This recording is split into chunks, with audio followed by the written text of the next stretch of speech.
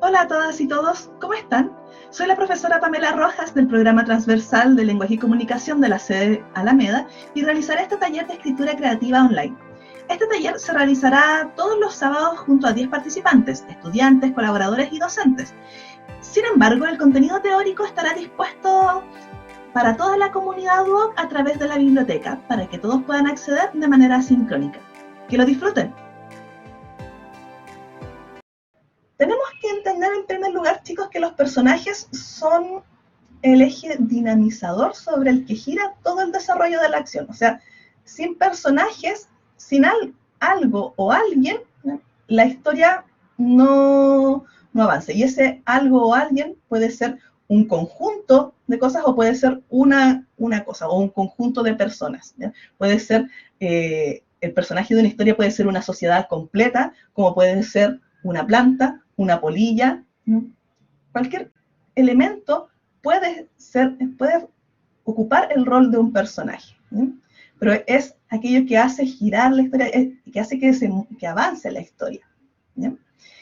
Y existen distintas formas de clasificarlos en la narrativa. ¿Sí? Nosotros podemos clasificar a los personajes según su jerarquía dentro de la historia, y pueden ser personajes principales, o sea, que realizan las acciones más importantes de la historia, las acciones principales de la historia, y que justamente las decisiones que tomen determinan el curso de la historia. Personajes principales son el protagonista, y cuando hay antagonista también el antagonista. Existen también los personajes secundarios, que son personajes, entre comillas, subordinados, que tienen un rol dentro de la historia como de apoyar al protagonista o al antagonista según sea el caso. Normalmente en narraciones más extensas, como en las novelas, tienen también su propia línea argumental, también tienen su propia historia, su propio pasado y sus propios conflictos que resolver. En un cuento pueden también estar desarrollados, pero siempre en menor medida que los personajes protagónicos. ¿Sí? Y están, por otra parte, los personajes incidentales, o también se les llama terciarios. Los personajes incidentales aparecen en un momento específico de la historia y más que nada obedecen, por ejemplo, a necesidades de coherencia dentro de la misma narración, ¿sí? Para que ésta tenga una lógica mínima. Por ejemplo, un personaje incidental dentro de una historia puede ser la persona que le vendió el diario al personaje principal cuando leyó el diario y se enteró de que las cosas van a cambiar en su vida, por ejemplo. El escritor, el narrador, ¿cierto?, menciona a la persona del kiosco que le vendió el diario. Ese personaje es un personaje incidental. ¿Ya? Que hace, no siempre, hay algunos personajes incidentales, chicos, que pueden tener a pesar de lo poquito que aparezcan, pueden generar, ¿cierto?, un impacto o ser bastante llamativos para los ojos de los lectores, o incluso, aunque su aparición sea muy, muy breve y muy fugaz, ¿cierto?, puede tener una gran relevancia para la historia. Estoy pensando principalmente, no sé si acá han leído la Odisea, pero en esta obra de Homero hay un personaje, bueno, hay demasiados personajes, pero hay uno que es cuando Odiseo, después de todo su viaje, cuando regresa a casa y se encuentra con su perro. Odiseo llega totalmente transformado, escondido para que no lo reconozcan, para que los pretendientes, ¿cierto?, de Penélope no la reconozcan. Y junto con una sirvienta, el perro de Odiseo, Argos, es el único que lo reconoce. Y lo reconoce, lo saluda, ¿cierto?, le mueve la cola y se muere. Esperó toda una vida para poder volver a ver a su dueño, y es es el segundo personaje que lo reconoce. O sea, ahí, si uno está atento como lector, claro, uno ve, es un perro, ¿ya? Está el perrito, aparece en un párrafo, menos de un párrafo, que se le dedica a su aparición, pero está allí una pista de que es uno de los personajes que lo reconoce, que sabe quién es. Ahora, también es posible clasificar a los personajes según su evolución dentro de la historia, ¿eh? Es decir, si cambian o no cambian durante ella. Los personajes planos son esos personajes que no cambian psicológicamente a lo largo de la historia, es decir, que no tienen una evolución, son personajes simples que se encargan de realizar acciones muy concretas dentro de la historia y no tienen una complejidad interior como que uno vaya a decir como más detalles de su personalidad, de su pasado, de su historia, de lo que sienten, de lo que piensan. No hay mayor profundidad, es algo más superficial lo de los personajes planos. Los personajes redondos o en relieves, en cambio, tienen mucho más desarrollo a nivel psicológico, son más complejos y su forma de pensar o su forma de ser va evolucionando a lo largo de la historia. Son personajes que tienen dudas, que tienen conflictos, que tienen aspiraciones, también temores, deseos, anhelos. Esos son la diferencia. O sea, personajes planos no son tan ricos a nivel psicológico, que no presentan tampoco variaciones a lo largo de la historia. El personaje se mantiene de la misma forma durante todo el episodio que nosotros leamos, y los personajes redondos, en cambio, van cambiando, van evolucionando, se dan cuenta que a lo mejor algo que pensaban en el pasado está equivocado, que su forma, sus sentimientos también van cambiando a lo largo de la narración. Y por otra parte, tenemos una forma de clasificar a los personajes según su función narrativa. Esta forma de clasificarlos viene, ¿cierto?, desde, o esta visión, esta forma de clasificar según función narrativa, viene del esquema actancial de Greimas, ¿sí?, que en narratología, ¿cierto?, o sea, Greimas lo utilizó para analizar, ¿cierto?, por un lado, los actantes, ¿cierto?, cómo actuaban, los roles que cumplían los personajes. Ahí tengo una confusión, a lo mejor Felipe se acordará, tengo una confusión si fue Greimas o Propp quien se encargaba quien hizo el análisis de un corpus de los cuentos de hadas y determinó, ¿cierto?, que en los cuentos de hadas también había ciertas funciones que se repetían. No sé si lo recuerda Felipe. Honestamente no, teoría literaria no lo conozco a todos, la verdad. Ya, que a mí se me confunden los dos, la verdad, y lo voy a buscar y se los voy a mencionar después, chicos, para hacer la especificación, para que no nos quedemos con la duda. Pero uno de estos dos teóricos, porque sé que uno lo trató y el otro mejoró la propuesta del otro, entonces por eso se me confunde. Bueno, temas académicos aparte, el asunto es que nosotros podemos clasificar a los personajes también por la función que cumplen dentro de la historia, no solo por la jerarquía o por su grado de evolución, sino que por la función que cumplen. Y en ese sentido hay 6 funciones narrativas. En primer lugar, el sujeto, que es quien desea y busca un objeto, y el sujeto corresponde al protagonista de la historia. ¿Bien? El protagonista de la historia tiene sus propios anhelos, sus propios deseos, sus propias aspiraciones, busca algo en la narración, busca algo, quiere hacer algo, tiene algo en mente. Que puede ser desde de estar tranquilo en su casa a tener que conquistar un reino, por ejemplo. Su deseo puede ser cualquier cosa, pero en la narración el sujeto es el que busca lograr eso, el que desea y va a hacer todo para intentar conseguir ese, entre comillas, objeto, que es en el fondo el objeto de sus deseos, de sus anhelos, de sus sueños. Ahora, ¿qué se entiende por objeto?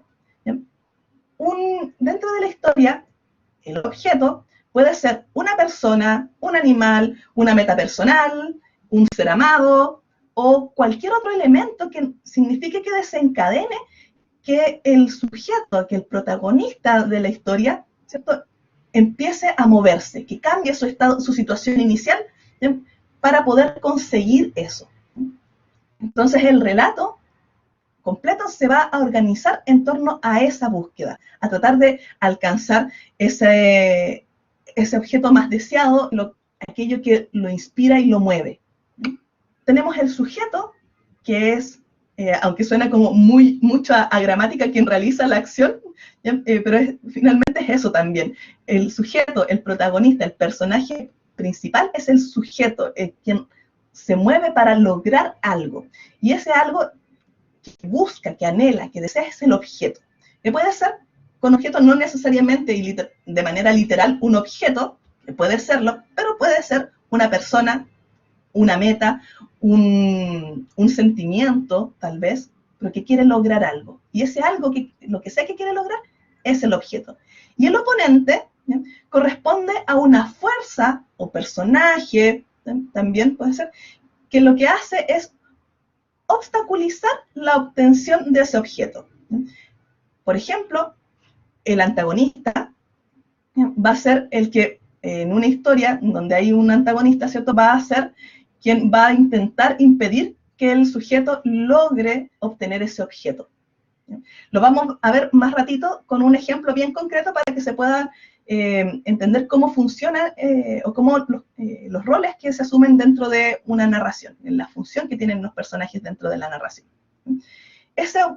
También el oponente no necesariamente está encarnado en un personaje, puede ser una fuerza, a lo mejor el destino puede ser incluso el oponente de un personaje. Si estamos en una historia en donde el sujeto quiere cambiar su destino, y ese es como el objeto de su deseo, cambiar su destino, el oponente va a ser el mismo destino que va a estar siempre obligando al sujeto a seguir cierto rumbo, ¿ya? Puede ser o en una historia en donde hay un antagonista, ¿bien?, el oponente puede ser aquel personaje que hace todo lo posible para que el héroe de la historia no logre su cometido, por ejemplo, de matar al dragón, y le pone zancadillas durante todo el proceso para que éste no logre su cometido. Por otra parte, también tenemos otras formas de catalogar los roles dentro de lo que son sus funciones narrativas. Tenemos al destinador, que es aquel que se encarga de ordenar la acción del sujeto. O sea, es aquello o aquel personaje que hace o que motiva, alentando al sujeto para alcanzar ese objeto de deseo. ¿Bien?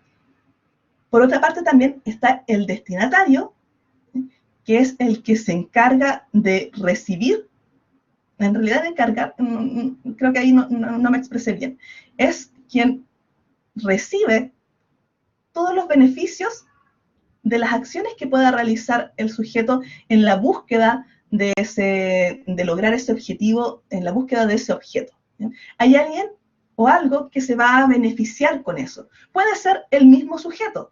¿Bien? Puede que un personaje esté en una búsqueda en particular para encontrarse a sí mismo, por lo tanto ese viaje, él es el sujeto y a la vez el destinatario de ese viaje.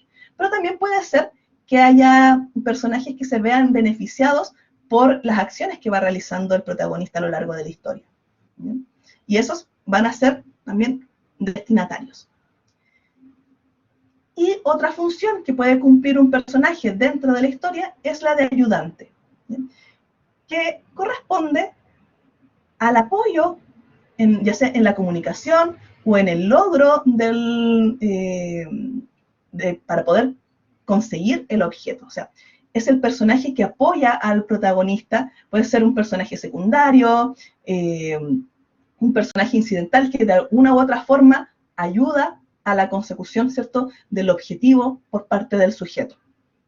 Yo sé que a lo mejor así en abstracto suena un poco complejo, pero vamos a verlo representado con un cuento que todos hemos escuchado alguna vez en cualquiera de sus variantes, pero nos vamos a referir a la variante más básica, de Caperucita Roja. Tenemos que pensar que Caperucita es el sujeto, o sea, el personaje protagónico quien va a ir realizando diferentes acciones para cumplir un objetivo. En el caso de Caperucita, Caperucita tiene que entregar una canasta. La canasta, entregar la canasta es el objeto. El deseo de Caperucita entonces es entregar la canasta, ahí está el objeto, y quien se ve beneficiada por la acción de Caperucita es la abuelita. Por lo tanto, la abuelita sería el destinatario. Pero quien se va a encargar de ponerle trabas a Caperucita para poder lograr su objetivo de entregar la canasta a la abuelita es el lobo. Por otra parte, quien hace que Caperucita tome la iniciativa de entregar la canasta es la mamá. Por lo tanto, la mamá cumple el rol de destinadora, o sea, es la fuerza que motiva a Caperucita a realizar esa acción.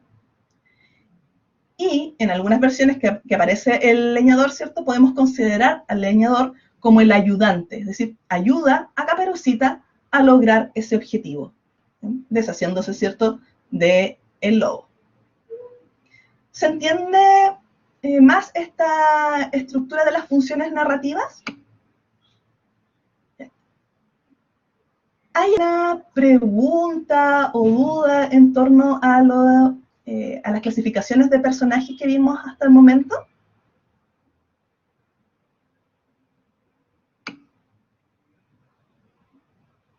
Los personajes pueden ser abstractos también, Cami. O sea, leo la pregunta de Cami. Dice, ¿los personajes siempre son concretos o también pueden ser abstractos? Pueden ser abstractos. O sea, hay personajes que pueden ser representados por, recién lo hablaba como de colectividad. Una colectividad puede ser una masa, puede ser un personaje, puede ser algún ente, puede ser el amor, ¿cierto? Sí, puede ser Cami. Y ahí todo depende de cómo esté planteada la historia, si los lectores van a ser capaces de distinguir esto. Yo una vez leí un relato en donde el personaje era un gas asesino, era un gas tóxico que mataba a personas y estaba contada la historia desde el punto de vista del gas, de este gas tóxico. La hermosura en el gran teatro del mundo, comenta Felipe. Sí, Ignacio, un personaje puede tener varias de estas funciones. Como decía hace un momento, el sujeto también puede ser el mismo destinatario de sus propias acciones. Un personaje secundario como, no sé, pensando en una historia de amor, por ejemplo, en donde el sujeto quiere conquistar a su interés amoroso, o quiere el amor de su interés amoroso. El amor del interés amoroso es el objeto, ¿cierto? Lo que desea conseguir, y por lo tanto también desea conseguir esa persona. Pero si son amigos, si son conocidos, lo más probable es que en esta historia de amor también el interés amoroso sea el ayudante también, que ayude tal vez en algún momento a lograr el objetivo, porque tal vez, no sé, suponiendo en una historia de amor en donde él o la protagonista no sabe cómo expresar sus sentimientos, pero el objeto, el objeto, ¿cierto? En este caso la persona por la cual siente amor el personaje, se puede dar cuenta de eso, y si es recíproco, a lo mejor lo va a ayudar a que exprese sus sentimientos para concretar una relación amorosa. Entonces allí, tanto el, entre comillas, objeto como ayudante sería el mismo personaje.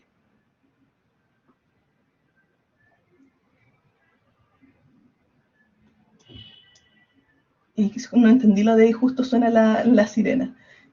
Ignacio pensaba en Sancho Panza también. Claro. ¿En qué sentido?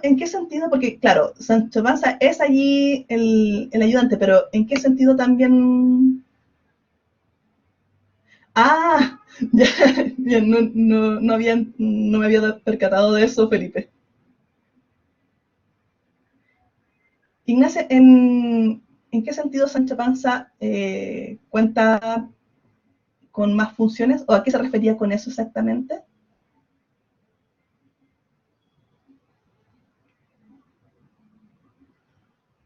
ver si puede desarrollar un poquito más la idea.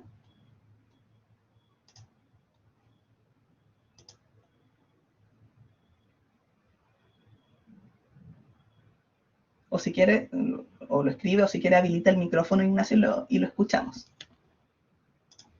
O sea, a veces es más, sale más cómodo, ¿cierto? Hablarlo que escribirlo.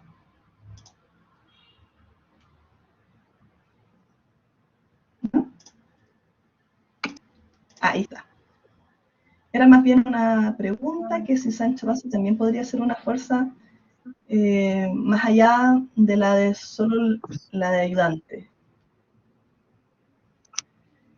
A ver, o sea, dependiendo de cómo analicemos la obra, o sea, puede ser, o sea, en un momento Sancho es el ayudante, pero también es un constante oponente que trata de detener a Don Quijote en sus, comillas, locuras, ¿cierto? Entonces, en algunos momentos se vuelve el obstáculo el que trata de detenerlo, aunque no le resulta, claro. Entonces, allí, por momentos, puede ejercer esa función en algunos momentos de la historia. Claro. Exacto, es un obstáculo racional. Nosotros podemos hacer el análisis de los personajes en distintos niveles y ver también, por ejemplo, cuando en una novela, por ejemplo, podemos ver desde distintas... podemos tomar los personajes y hacer este mismo esquema, que se conoce como esquema actancial, chicos, podemos aplicárselo para cada uno de los personajes de una novela. ¿Y por qué digo de una novela? Porque en la novela los personajes tienen más desarrollo. Y al tener más desarrollo, tienen más trasfondo, también tienen sus propios deseos y sus propias aspiraciones, por más que sean personajes secundarios. Pasa que en el cuento, por tener una extensión más breve, el personaje principal es el personaje que está más desarrollado. En cambio, en una novela, los otros personajes que acompañan al protagonista o a la protagonista de la historia necesariamente tienen que también tener su propio trasfondo, sus propias necesidades para que decidan finalmente si apoyan la causa del o la protagonista, ¿cierto? O si son sus oponentes, o de qué manera influyen en el quehacer. Y cada uno tiene también sus propias motivaciones, sus propios deseos para poder contribuir a eso. Y a veces puede que incluso que los personajes se terminen separando, personajes que eran, que colaboraban, ¿cierto? Que uno era el ayudante del otro, puede terminar incluso volviéndose el oponente. Claro, y eso pasa, lo que comenta Felipe, que Sancho también tiene el objeto de convertirse en gobernador de la ínsula, tiene mucho que ver justo con lo que decía ahora, en los textos de mucha más extensión, en las novelas, nosotros podemos aplicar este mismo esquema a cada uno de los personajes relevantes de la historia, ¿ya? Que no necesariamente solo al protagonista, sino a aquellos personajes que tienen relevancia en ella y podemos ver justamente tomando, por ejemplo, a Sancho como el sujeto, podemos buscar cuál es su objeto, cuál sería su oponente, quién sería el destinatario, o sea, quién se vería beneficiado si Sancho logra su objetivo, qué cosas lo mueven a Sancho, o quiénes o qué cosas ayudan también para que pueda conseguir ese objetivo. ¿Ya? ¿Alguna otra pregunta o duda sobre esto? ¿O algún comentario que quisieran realizar?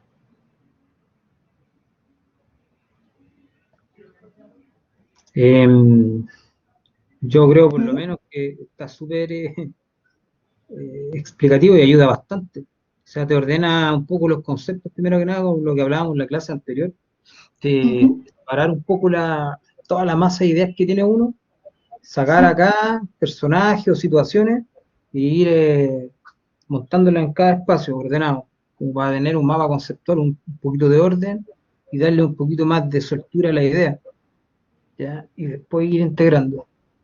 Por lo menos a mí me aclara muchas cosas este esquema. Qué bueno, sí. Qué bueno, Miguel. Porque como lo mencionábamos en un momento en la charla con Joseph en la semana pasada, ¿cierto? Que no hay un recetario para escribir, no hay como reglas que todo escritor debe hacer esto, todo escritor debe hacer esto otro. No, hay cosas que se dan en la narrativa y lo que yo les estoy presentando ahora se conoce como el esquema actancial y viene parte del análisis de un corpus de obras narrativas y la persona que dio cuenta de que hizo ese análisis, se dio cuenta que habían ciertos roles que se iban repitiendo y nosotros, ahora desde la mirada como escritores, podemos tomar este análisis que hizo esta persona y tratar de aplicarlo a nuestras propias obras narrativas o tal vez tratar de analizar incluso las obras que han escrito otras personas tomando esos elementos, tratando de identificar qué función están cumpliendo dentro de la historia estos personajes y nosotros mismos utilizar este esquema para crear la relación entre los personajes de nuestras historias o los deseos y anhelos que tengan los personajes dentro de nuestra historia. Ahora, para poder desarrollar las motivaciones de un personaje, pensando en un personaje principal, porque en este taller, ¿cierto?, estamos enfocados a la creación de narraciones más bien breves, pero que les pueden servir para desarrollar a los personajes, ya sea para un cuento breve. Y bueno, esto también lo pueden siempre extrapolar, chicos, a la narración, narraciones más extensas como una novela. Pero hay 3 preguntas básicas que uno podría hacerse. ¿Qué quiere el personaje? ¿Para qué lo quiere y por qué lo quiere? O sea, ¿por qué? Supongamos que pensemos en el típico caballero que va a matar a un dragón. ¿Qué quiere? Matar al dragón, ya. Pero ¿para qué quiere matar al dragón? ¿Qué consigue con matar al dragón? ¿Ya? Y la otra pregunta es, ¿por qué lo quiere? ¿Ya? O sea, ¿por qué quiere este asunto? ¿Qué hay allá detrás? Tal vez, ¿para qué quiere matar al dragón? Puede ser para conseguir el amor de esta princesa que está en la torre. ¿Ya?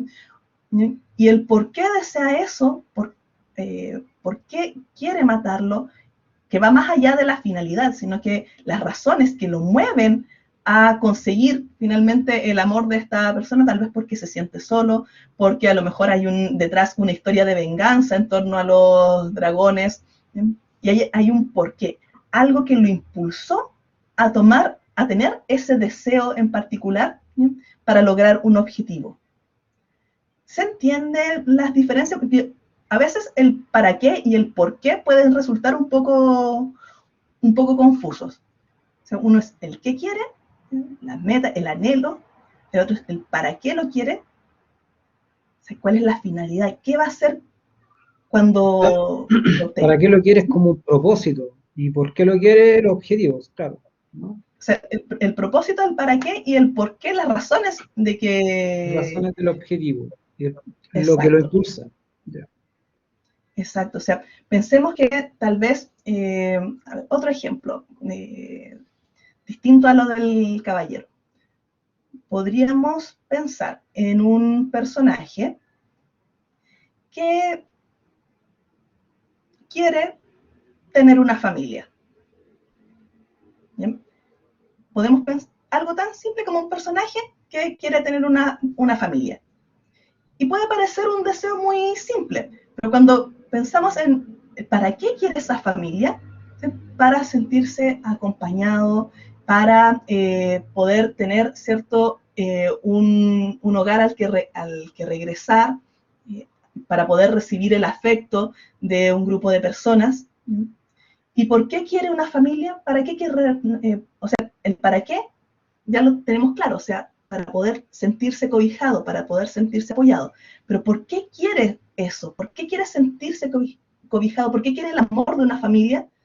Podemos pensar que a lo mejor este personaje antes no tuvo unas buenas relaciones familiares o simplemente a lo mejor es un personaje que no ha conocido lo que es vivir en una familia porque tal vez siempre estuvo solo, porque a lo mejor fue abandonado, porque era huérfano, y esas razones tal vez de su pasado es lo que lo mueve a desear una familia, ¿bien? Para poder sentir ese vínculo.